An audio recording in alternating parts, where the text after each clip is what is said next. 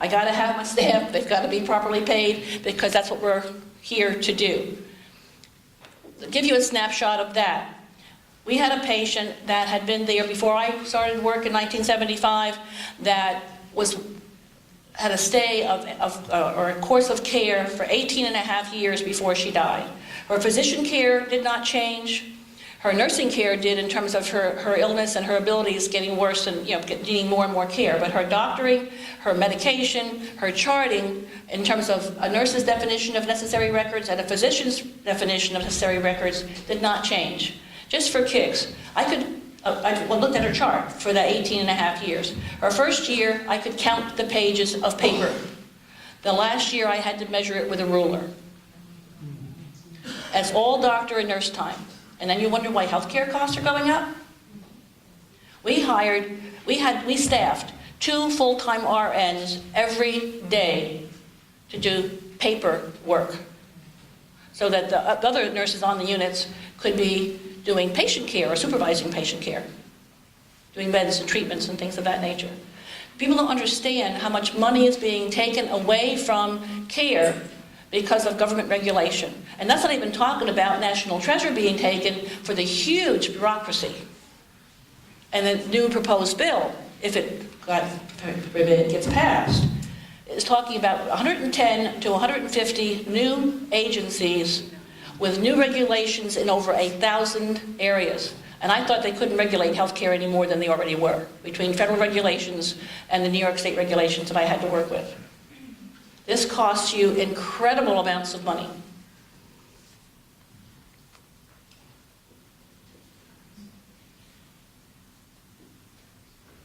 Now, I want to end that little piece of it with another quote from Ronald Reagan.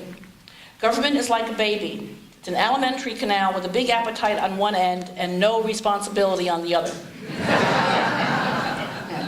And that's absolutely true. It's not their money they're spending. Okay? Now, another area that we can reduce costs of care provision in this country is the tort reform, which is nowhere in this proposed health care bill. And we're talking relatively simple kinds of things.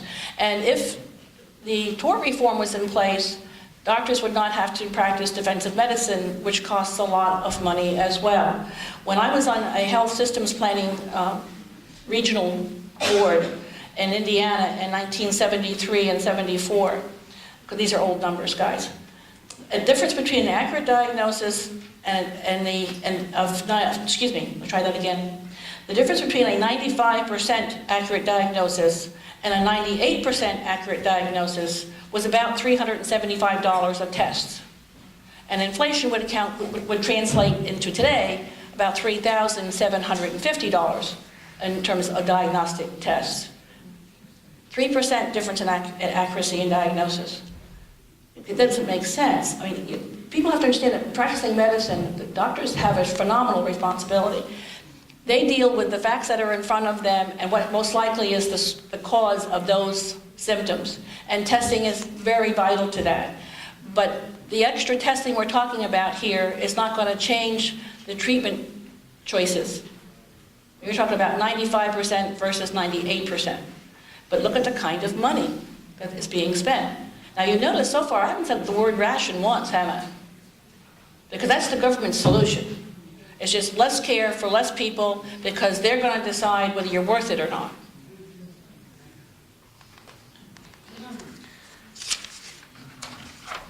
Now the other solutions that are involved as part of our Economics 101 is the restoration of a free market. Now, again, as I said before, insurance companies are not perfect, but they're a whole lot better than anything that's going to be government run. If you have any questions, ask me about Medicare and rationing and denial of treatment and things of that nature. And that's going bankrupt in 7 years. There should be tax exemptions for health insurance purchases. They should not do away with health savings accounts, and they should require catastrophic health insurance, as opposed to the market basket now that has, somewhere around 1,000 additional mandated inclusions that have nothing to do with basic health care. At least most of them don't. There also should be copay. Massachusetts, as opposed to what Governor former Governor Mitt Romney said on TV a few days ago, is not doing well with their health care plan. It's about to go bankrupt. So this is not a good plan for the government to be mimicking. They should allow purchase of health insurance across state lines. Okay. Now, I'll shorten this last part very quickly. This legislation, the health care bill that's being proposed, is not dead. What progressives do is that when they don't succeed, because they were dealt a very huge blow, they will withdraw until the spotlight and the heat eases up. They'll relabel it, and then they'll come back and try again. So, and again, my last quote is from Reagan. Can you tell I like Reagan? One of the traditional methods of imposing statism or socialism on people has been by way of medicine. It is very easy to disguise a medical program as a humanitarian project. Thank you.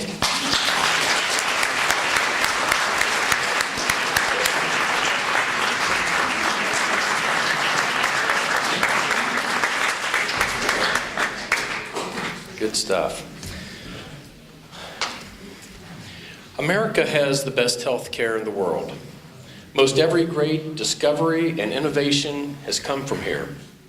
We have the best doctors, we have the best and most advanced diagnostic equipment, and we have the best hospitals. Now let's not blow it. We, as physicians, have known for a long time that there is a problem within the practice of medicine. And that problem is the federal government. The federal government has used Medicare and Medicaid to weasel its way in and to manipulate the practice of medicine. We do not have free market forces at work in healthcare. If we did, costs would be lower and quality would be higher. What we have in medicine is too much regulation, too much bureaucracy, inefficiency, and increasing costs. And why do you think that is? Because that is what you get anytime you let the government get involved and take over an industry. In some industries, we can accept this, but not in healthcare. There are too many lives that are on the line. What they have done is to create this crisis, and we know that they will never let a good crisis go to waste. But we must stop them from this hostile takeover. It is not too late to reclaim the healthcare system from those who seek to change it forever. The people have spoken in Massachusetts with Scott Brown, and we will continue to speak until we get this thing right. There is a reason that the practice of medicine is called the art of medicine. And this art is the mixing and balancing of science with the personal relationships. Each patient I encounter is complex and unique. Socialized medicine and cookie-cutter mandates do not allow us as physicians to practice medicine as a science and an art. The patient-physician relationship is a sacred relationship, and we must start with this relationship in order to get us back where we need to be. The conversation must start with us, and then move out to include our community hospitals.